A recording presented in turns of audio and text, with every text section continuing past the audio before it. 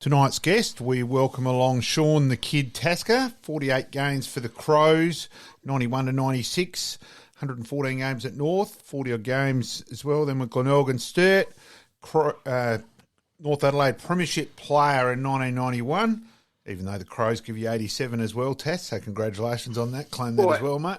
Actually, rule book, the stats are wrong because I actually was at the Adelaide Footy Club in 97. I didn't get the bullet until late October, so they've even scabbed a year off me there, mate. Yeah, it's a bit rough. Yes, because I'm sure you would have definitely dominated the celebrations, Sean.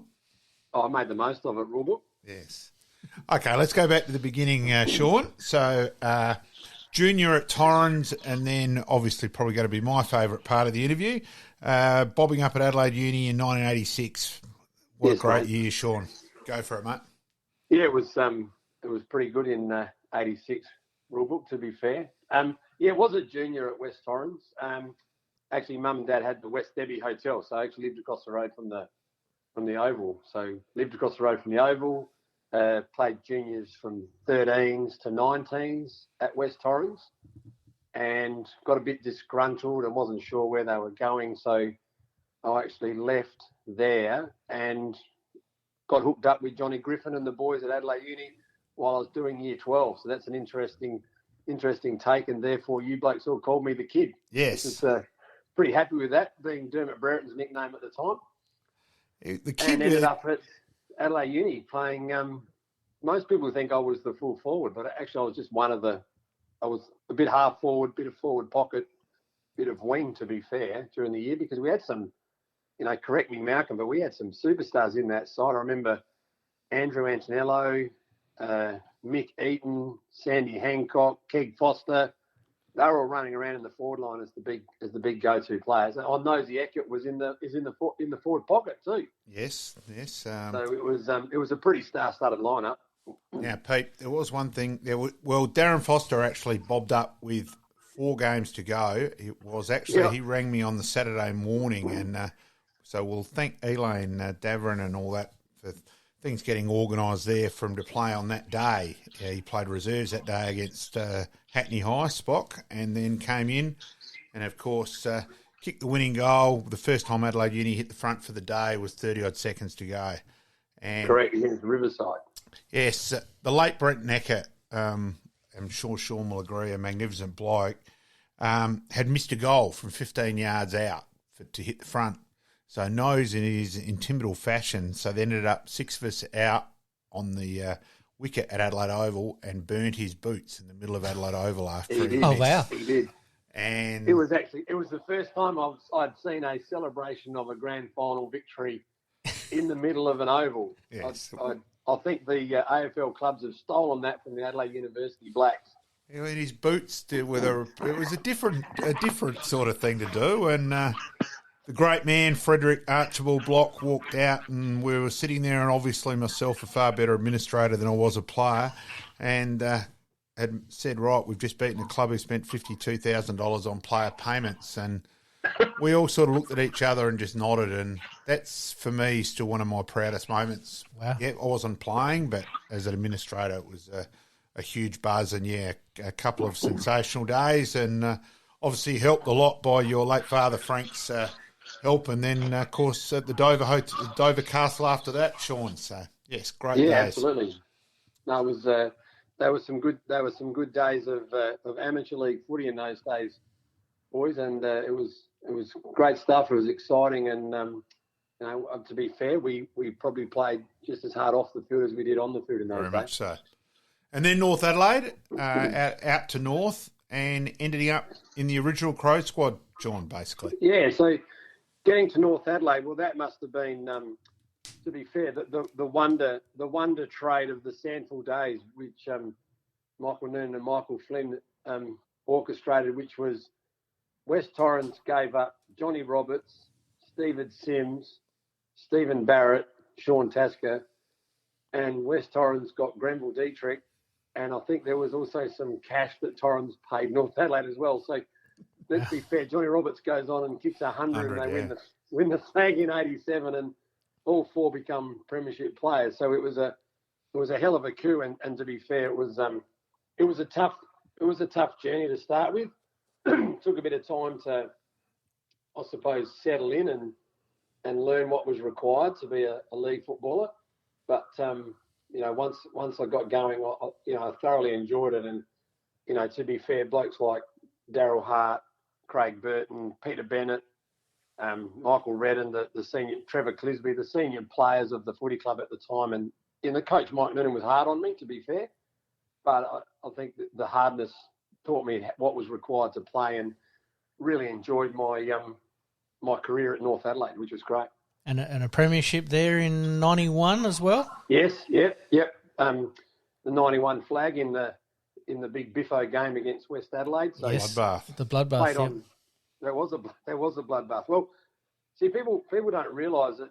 I know Simsy might have clocked Matty Simpson, but Matty Simpson played for us at the beginning of that year. Yes.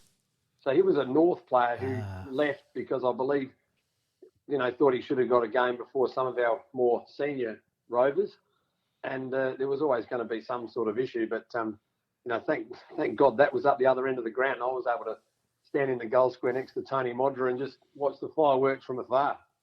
You would have done the classic Adelaide uni move, wouldn't you, Sean? Brawl happening, 1 step forward, 3 steps back, mate. I think it was half a step forward and 10 back, rule book, to be honest. I actually think at one stage I went to the canteen and got a hot dog just to spectate. Well, the ball wasn't down your end that often, but you actually had, in fairness, you had a very good year after winning the goal kicking in North Adelaide earlier on, and then a very good year at fullback, Sean.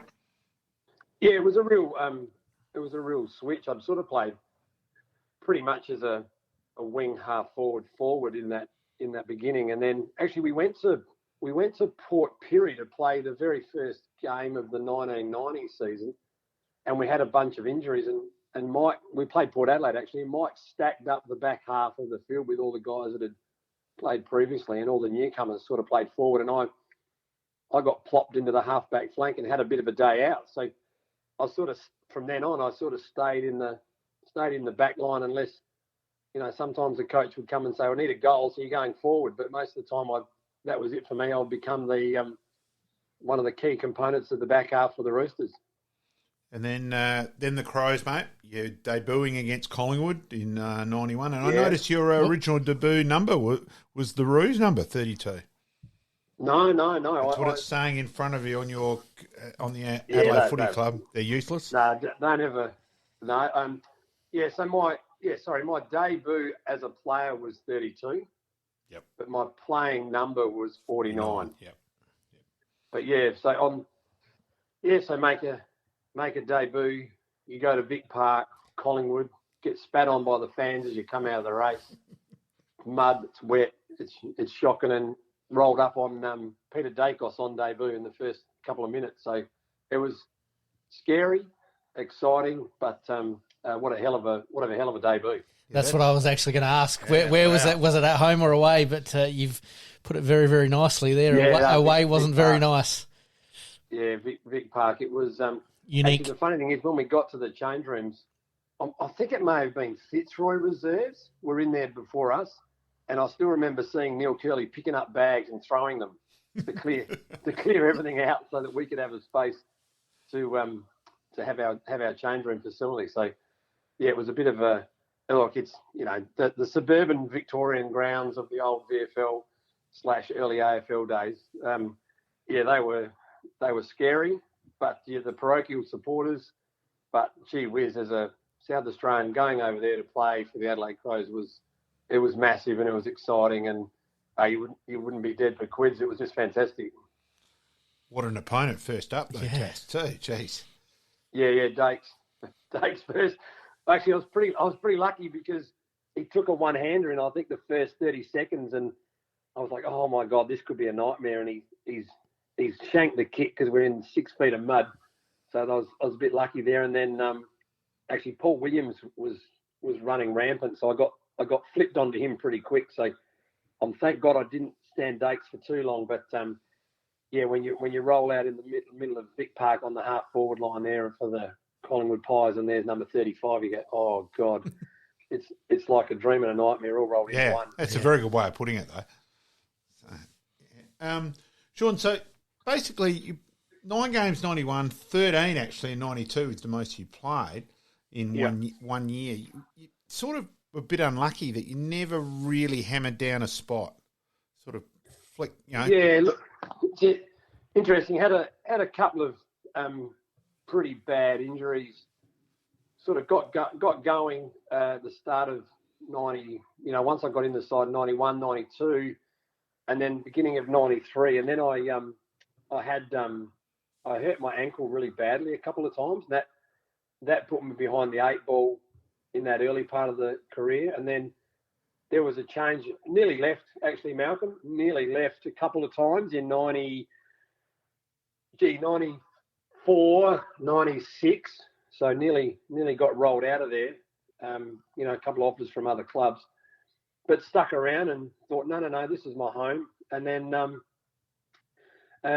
started off with a bang with Robert Shaw. Played all the pre-season with Shaw. He had some really good form, and then we played a trial game against the Eagles and had a nasty collision where I fractured my skull, my cheekbone, and that's right, yeah. Had some real serious damage. So I didn't really play for, I think it was about 14, 15 weeks. So that injury really, really caused me some grief to sort of back to find a spot. And by that stage, the side had really moved on a bit without me. But I take solace in the fact that I survived the purge when Malcolm came along. Yes, that's true. He cleaned it out, and I survived that. But had a really good pre-season under Malcolm and Neil, and Craigie was the fitness guy and assistant there, I suppose, and felt really good in myself. And then tore a calf really badly right before round 1, and that so to the point where I did it so bad I was no good for 10 to 12 weeks. So that really, and that stage, by then the Adelaide Footy Club was up and firing, so I was pretty much a spectator by then. I do want to go back to 93, Sean, where I think you played one of your best games in the finals against Carlton, and you were just really unlucky. It was at Waverley, at just probably the shape of Waverley, and you had about 4 kicks on the goal mark. Yes. A couple of teammates could have put the shepherd on in the square, Malcolm. Yes, yes. Couple of marks on the line. Like you would have. Rule book, you would have been good on the shepherd in the square. I might have done the squirrel grit to make sure I went through, mate. I do remember the next week, Sean. I don't know if you can remember walking up to me at the pub after the Crows had lost the prelim, and yes, it was an interesting conversation with you that you weren't entirely complimentary of Graham Corns. Yes. No. Yes, I do remember vividly that day. Well, he had a go. He had a dip, Malcolm, and I didn't play in the. He left me out of the prelim, and played some injured blokes who actually, I suppose, didn't get through the game. And you die and live by your decisions, and that was his decision. And at half time, the footy club was up by 6, 7 points, goals on their way. So everything was rosy. But I was a bit irked with the fact that I'd found form. I was playing really good footy. He got his nose out of joint because he said we'd been out afterwards, but we'd actually been to we'd been to the Grand for dinner with, there would have been 8 or 9 players at that spot at the time. And I sort of got a spray from Graham post the Essendon game, and I didn't play. And I was like, well, I'm not sure how that becomes my fault that we lost when I actually wasn't partaking in the game. So, yeah, that's I don't hold a grudge with Graham anymore over that stuff. That's his decision. He's the coach, and that is a decision. But at the time, I was really, really miffed because I thought I was actually contributing to the team quite well in those couple of games I played. And in that prelim, we have to ask: is the rumours true that Bickley let go? Were you there, or did you hear? Did you hear about it? I think Bix has always had a loose bowel. So mind you, there's a couple of them. I'll tell you a story. David Pittman dropped the fart.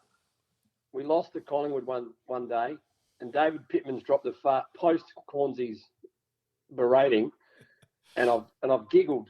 Because it was the stinkiest thing I've ever reached. And Graham's blowing me up again, and I'm like, gee whiz, mate, if you're sitting next to me, cop this. you'd be laughing too and trying to get out. So it was definitely sometimes it was funny, but there was always a consequence. So your AFL career then, after your AFL career, you sort of became a bit of a journeyman. Sean, was just one of those things, or say stint at Glenelg? No, not really. I look at interesting byplay on a couple of the moves. People forget as a little fella.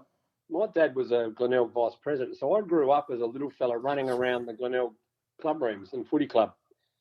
And actually, to take it back a bit further, before I went to North Adelaide, I actually had a meeting with Graham about coming to Glenelg.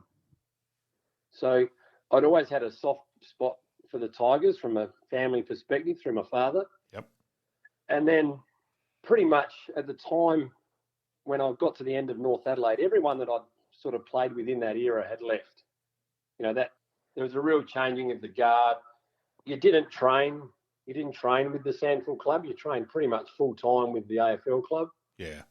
So I was sort of trying to work around what's my next move if things go pear-shaped, to be fair. And Adrian Batterson had taken over as general manager of the Glenelg Footy Club, and he'd come and had a couple of chats to me. And I was working at St. Peter's College at the time, and Alan Stringer he was going over there with Wayne to take on the coaching role. So I just thought, well, maybe, this is a time for some change. And I've always been, I can't sit still. It's just the way in my nature. So I thought, well, maybe that, and they'd sold it to me that we were going to, play some young kids and get things real vibrant again and get the club back up to where it should be. And to be fair, I really enjoyed it. They were true to their word. They played young Chad Corns, young Matty Bode, the Ottens boys played. There were some kids and some experienced players, myself, young Rouvray, Paul Rouvray were there, yep. Alan Bartlett, Chiggy, Simon Hill. So we had a real good blend of experience and youth, and we beat the good teams that we lost to the weaker teams. And in the end, it all blew up because the Stringer boys got booted out, and then Tony came in, and it just sort of got changed on its ear a bit. That was all. And then out to Sturt. Oh yeah. Well, technically, what happened at the end of my first year with Tony, I just had enough. I was worn out, so I pretty much made my mind up that I'm not bothering with this anymore. I had a gutful, so I think I was 32, so I'd had enough. So I'd walked, and then Graham Dunstan actually came and said, "Look, we're looking for someone just to play in a forward pocket and kick a couple of goals. We can do a deal. Would you come over?" So I didn't lob at Sturt until sort of late January-ish. That probably didn't help me, and I was still carrying a couple of niggles. And yeah, look, I really enjoyed my time at Sturt. It was actually a huge buzz playing for the Double Blues, but actually about 3/4 to 9/10 through the year, I actually landed badly and broke my leg. So I missed right at the tail, and then I didn't really start back into the pre-season until the sort of middle of the December, and I was really sore. I was one of those ones where I'd train and go home and my leg would swell up like a balloon. Yep. So I was busting my butt to try to have some success, but I played the first couple of games at the Double Blues, and it was just, things were no good. I didn't feel right, so in the end, I just went to Phil Carman and said, "Look," and Graham, and said, "Look, I'm done. I'm cooked," and I just pulled the pin on it. I'd had enough, and life was changing. I was married. We were having our first child with young Sam, so I was like, "Yeah, that's enough for me. I've had a good run." And then after that, I know you ended up, you were Pulteney, obviously, at that stage with work, but ended up then to Brisbane? Yes. Yep. I was director of sport and activities at Pulteney for a while, and then I took a job and went to Toowoomba and Toowoomba Grammar in good old Queensland, inland Queensland, and had a wonderful time in Toowoomba at TGS. Anyone's ever been that way, you go to Brisbane, do yourself a favour and head into the Toowoomba area, and the Darling Downs was magnificent. Met some really nice people, had a great time there, and then got into Brizzy at I was the director of sport and activities at Anglican Church Grammar School. So I had a 5 and a bit year stint there. So really nearly 10 years I've been in Queensland. Yeah, I knew you were there for a fair while, and obviously I had the pleasure of one of your colts with Sapsaza. It was enjoyable time with Weathers and I. Young Sam was in the yeah. East Adelaide region Yes. with you for a little while with Weathers. Yes, Weathers and I did that together for a fair while. Yep. We had a bit of success there, which is something we enjoyed immensely. Did coaching ever sort of tickle your fancy? I did a bit of coaching with the school. I looked after the Pulteney First 18 for a little bit and coached a few footy teams in the Darling Downs. The Darling Downs the school had their team, so I coached them for a while. But I was already more committed got three young teenage boys, three boys, so you got to get them around. And my job at the time, the director of sport role in Queensland is it's full time. It's 7 days a week. So having the freedom to coach when in Queensland, it was never going to be there because of the role I was in my workspace. Now, Sean, you moved back to Adelaide and your lads out at North Adelaide and that. I got two lads at North Adelaide. Yeah, Will's been playing some reserves footy, and young Tom's been playing in the 16s, and he'll be in the 18s this year coming. And of course, superb commentary one game where, as Vicky, you're definitely better halves that you didn't expect to ever get a mention on a commentary where the son of the air hostess burst through the middle. That's right. Bit of fun. Oh, she's got two now. So a bit of fun there. Now, Sean, apart from your career, obviously chatting about your career on that side of it, you now got a very, very responsible role with concussion. Really go through that with us, please, Sean. Yeah. So, just to give a bit of background, in my role at Churchie, I was part of a group called the Rugby Review Group, and we were looking at ways of making schoolboy rugby safer. And in that space, I came across this group called NeuroFlex. And what NeuroFlex is and does, it's technology measuring vestibular ocular motor screening. And what we look at is eye tracking technology, so the brain and the eyes work together, and we're looking at the reflexes of when there's an impairment. So we use NeuroFlex for baseline screening of vestibular ocular motor screening, and then when so we have a nice baseline of a brain. Yep. And then when there's an impairment, we can retest using the NeuroFlex platform, and the testing suite takes about 15 minutes, and then we get some really good objective data to compare your impairment to your baseline. And what we do is we work in that return to play, return to work, return to school space, where we can track the individual's brain health as they are recovering. And then we can see when they are getting back to their normative range and their baseline to say, look, your brain's functioning in the right frame, and you should be comfortable to go back and play in your contact sport if you want to. And that's where I've been working in that space for 2.5 years now, and we've done some great things in that space, and we work along groups like Neurocare, Only Physiotherapy Group in Adelaide, Advanced Neuro Rehab Group with Dr. James McLaughlin, who's been fantastic for us. So they use NeuroFlex within their practices and their clinical support as well. So it's been a huge roller coaster ride, and we've become a bit global, Malcolm, to be fair. So Sean, where do you see it going? Okay, we have talked about it during the season and all that side of things. Do you think that it will become longer than the current range that AFL would automatically miss? Look, Malcolm, it's an interesting one. What I'm seeing from what's going on, and I'll clarify where we are too. What I'm seeing in the States, because NeuroFlex is being used in quite a lot of the NCAA colleges over there in Canada, I'm starting to see a real move towards technology in, let's be honest, FIFA World Cup is using NeuroFlex. Leicester City, the EPL club, they use NeuroFlex. World Rugby use NeuroFlex. Irish Rugby Union use NeuroFlex. There's some good stuff coming out around some rugby and some rugby league that use NeuroFlex. There's some serious groups around Australia that use NeuroFlex for clinical support. I think what's going to happen is we're going to see the time frame. Each sport has a different protocol. That's the thing I don't understand as an ex-player, how one sport can have 12 days, 14 days, 16 days, 19 days, 7 days. It's a bit crazy. And I think, but each individual is different. So I understand it may take someone 7 days to recover, but it may take someone 3 to 6 months to recover. Yeah. So I think there has to be better research and better work around the return to play. I think return to play is critical. Now, I want to make this pretty clear.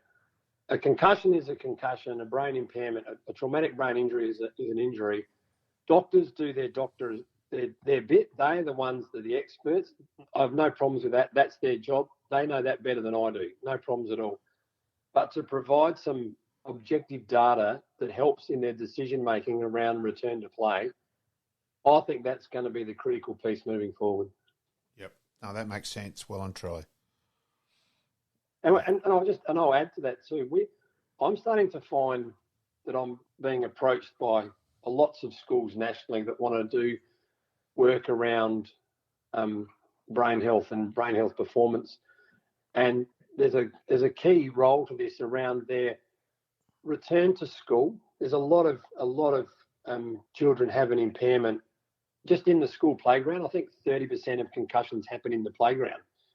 And there's a real need for, I suppose, education and support for teachers and staff in schools around when a student's had an impairment, what do we do to help them so that they can get the best out of themselves with their education? And you think about parents in private schools now, they're paying really big money for their son or daughter to be educated by these particular institutions. That's an eye opener to that stat, Sean. I admit I didn't realise it was anywhere near that high. Yeah. So. Yeah, well, that's the current data is showing 25 to 30% of those concussions in schools aren't happening in the contact sport. They're happening in the playgrounds, just in the school day. Huge. Is that something?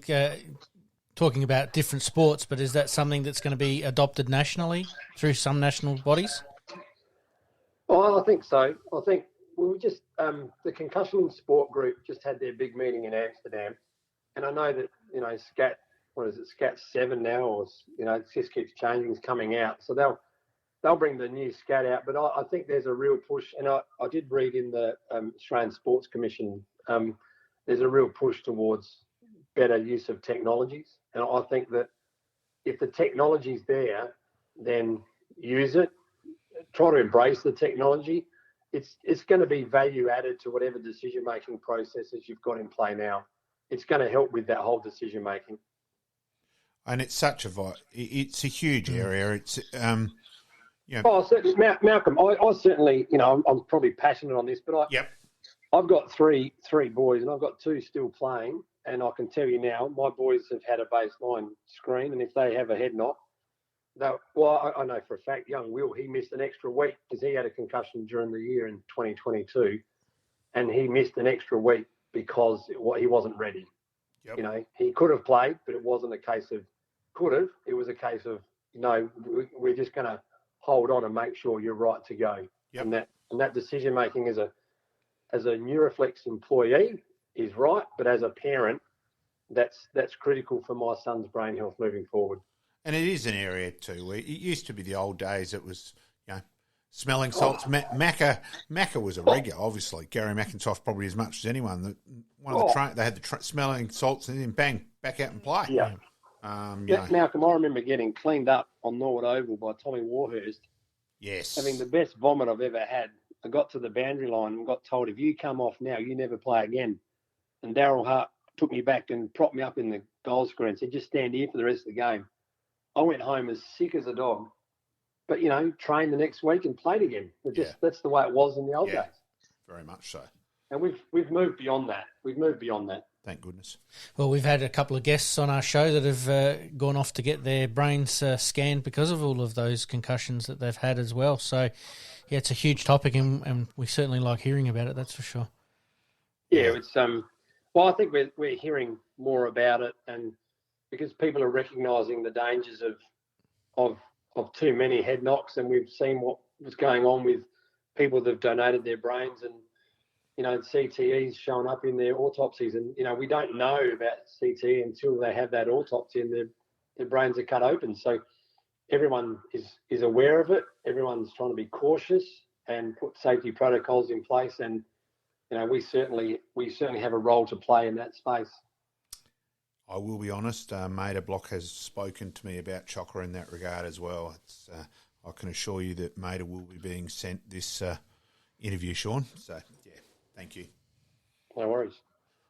Look, greatly appreciated task. It was a serious, obviously wanted to cover your playing career and all that. But, yeah, the concussion side of thing is only an area which is, we're slowly learning more and more. And it is a vital area.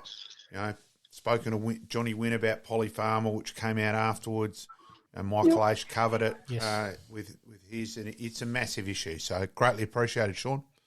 No worries, boys. Thank you. Thank you, Sean. Thank you for joining us tonight. That's a real eye opener for sure. My pleasure. Thanks, guys. Thanks, mate. Thanks, Task. Welcome back. We've just been speaking with Sean Tasker, and certainly his playing career was fantastic. Obviously part of the Crows inaugural squad, but more importantly, his work on concussion. It's an issue which is only getting bigger and bigger as gradually more and more information and education is coming through. It is the biggest issue for facing sport in the future. I think there's a lot of people and a lot of naive people still out there, and the information is coming through, and it will be a longer time, and it's got to be with not playing. Absolutely, and we've spoken with Aishi, and he said he's having some tests, and I think KT's involved with that as well. And Sean was very passionate about it, and you can certainly see why. It's an area that needs a lot of attention, and as he mentioned, I think off air, that his son's had a concussion protocol last year, and just held him off for a little bit longer, which was the right thing to do, not only as a parent but as a neuroscientist. Yeah, someone who's probably had more knowledge in the area than probably the club. So absolutely. Look, Sean was being responsible there. As a parent, as a footy nut as well. So, absolutely. Greatly appreciated. And look, that was part of why we got Sean on, the concussion issue. So, yeah, greatly appreciated. We've got a couple of names to follow up there as well that Sean's passed on, and we'll probably go into a bit more depth, especially with the concussion protocols. Definitely. Thank you, Sean.